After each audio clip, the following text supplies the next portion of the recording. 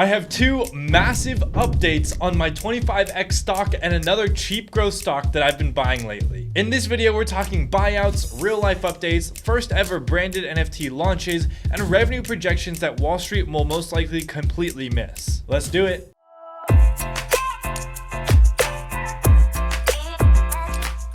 My name is Matthew, and today we have two very exciting updates on two very exciting stocks. One is really good and one is maybe not so good. The first stock is Celsius Holdings, ticker CELH. About a year ago, I called this stock a 25x opportunity, and since then I've continued to make updates here and there to help you build your conviction, share new research, and share new risks. So far, we've been able to see a 324% return on the shares I still hold, so if you're not subscribed already, I don't know what you're doing. So I have good news and potentially some bad news to share with you regarding one of the best stocks on this channel. First is actually undeniably good news, and I think you'll get a kick out of this story. So I went on my normal trip to my corner store to get some Celsius and do a channel check. But I was shocked when my dear Celsius had been replaced by a new drink. The place where I used to have Celsius on the shelf was no longer there. Upset, I quickly alerted the investor community Discord in real time, typing furiously about how I was perhaps concerned and how I was going to ask the manager why they removed Celsius from the shelf.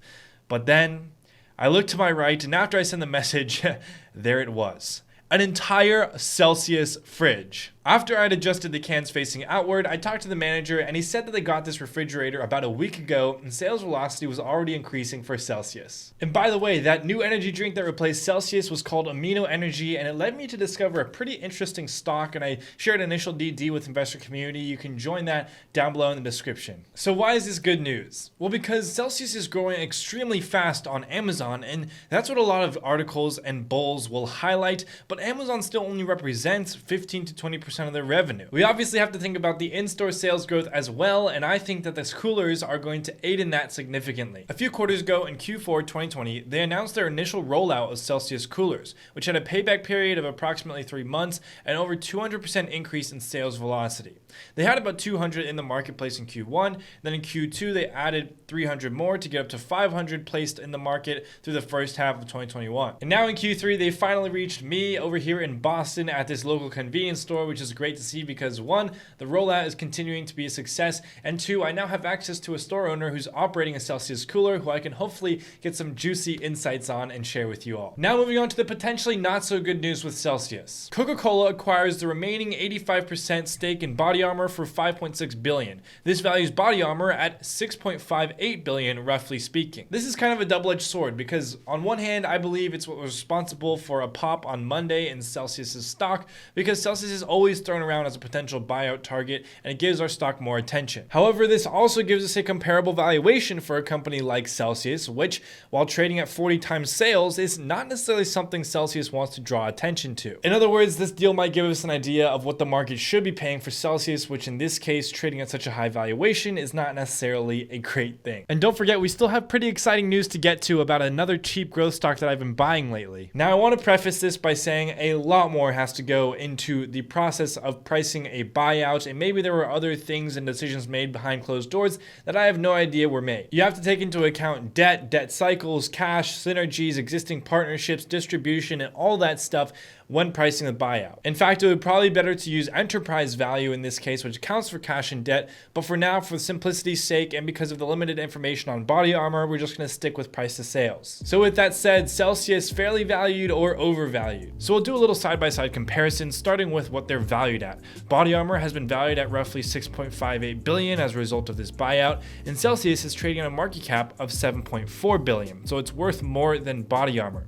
With that in mind, Body Armor is currently the number 2 sports drink in the category in measured retail channels, versus Celsius being the number 7 brand in convenience and number 6 in multi-channel, aka MULO C. Now in terms of revenue, Body Armor makes about $1.4 billion in annual retail sales and growing at 50% growth rate according to Reuters, and that is very respectable. 50% is one of the more comparable companies in the drink space when going up against Celsius. Celsius is generating revenues of $187 million in the past 12 months and growing twice as fast at 116%.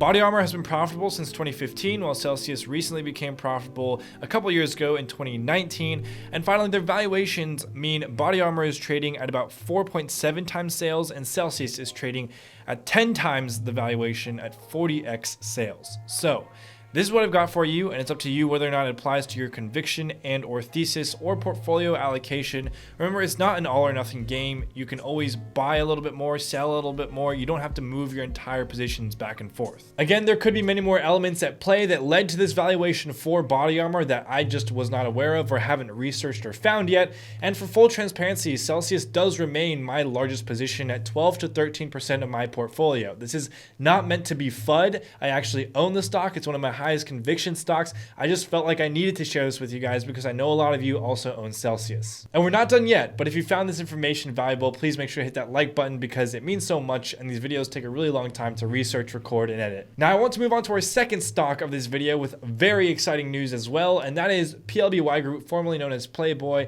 trading under the ticker symbol PLBY.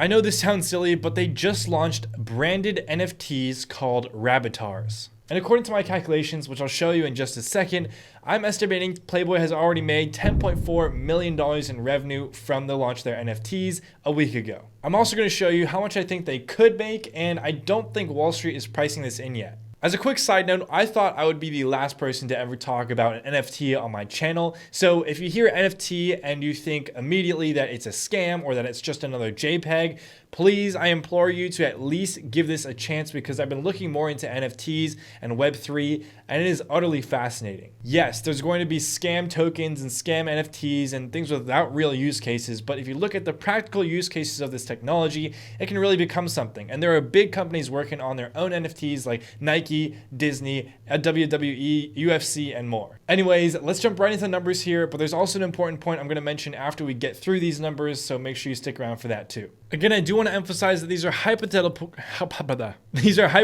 projections. These are very early stage numbers, and we'll get more clarity in the coming quarters, but this is what I have so far, so let's get through it in a couple minutes here. So this is the money that I think they've already pocketed as revenue, and then down here is where the projections are going to be. So they minted 11,953 NFTs, meaning they released that many into the public, and they were priced at 1.953 ETH each. So all of their NFTs were minted, meaning nearly 12,000 of them were sold for 0.1953 ETH, and Ethereum at the time was around 4,300, translating to $10 million in revenue from the minting. So since their launch, every single time one of the NFTs is sold to someone else on OpenSea Marketplace, Playboy, and usually anyone who creates an NFT, will get a 10% royalty in perpetuity, forever. Every single time an NFT is sold, they get 10% of that transaction, and I'm assuming 8% take rate because perhaps they split that 10% with someone else like the artist. So if you go on OpenSea, you can see that since their launch date in October 23rd, now today is November 2nd, they've had 923 Ethereum in volume, which translate to $3.9 million in USD in transactions. So if they get 8% of that, that translates to $317,000 in USD in revenue. So add that to the 10 million, then they've made about 10.4 million so far since their launch. And by the way, everyone in the investor community, I'll be sending this to you guys via Discord. You can check that out in the link below if you would like to join. You can also change the price of Ethereum among the other variables that you have to consider. But to keep things simple and for the sake of time, these two tables give you estimates for the potential revenue they could generate in Q4. With the remainder of Q4, we're already a month in, and then the potential revenue for the entire year of 2022. Again, it depends heavily on what the average price is of the Rabbitars, what the average daily unit volume is, and how many are being sold, and their take rate, which we're looking to get more info and color on in future conference calls and things like that. But worst case scenario, they're probably making $2.7 million in annual revenue from the resale of the Rabbitars alone, in my personal opinion. And best case right now, 37 million or more. And that's assuming that they're only going for 1 ETH each and daily volume of 300 and Ethereum price of 4,300. So you can play with those around once I send them in the Discord, but let's get back to the rest of the video.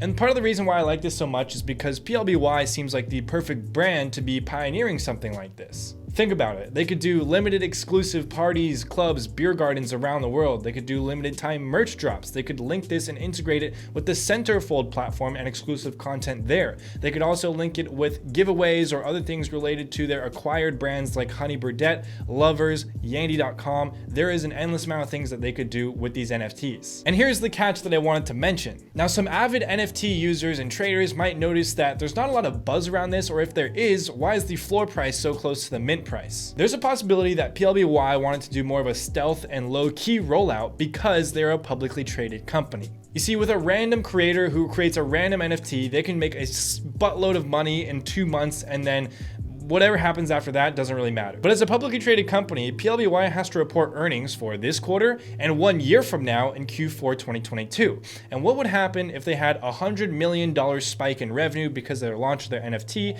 and then a year from now, they have to compare themselves against that. So a steadier rollout will allow them to have easier comps next year when they're reporting earnings and they have to compare against themselves year over year. Anyways, I guess the point of this is do not disregard the NFT segment of PLBY's business anymore. Before, it was just a little collab with Liquid Summer. It wasn't really significant, but now this is going to be an important part of their business in my opinion, and it looks like they're putting a lot of effort into it. So pay attention and listen for it on the next conference call. If you haven't already, check out the Hungry Bull down in the description below. It's the best place for financial news without the BS. They're pumping out a lot of articles, very valuable information every single day. And if you're watching this point in the video, you are the real MVP. Subscribe.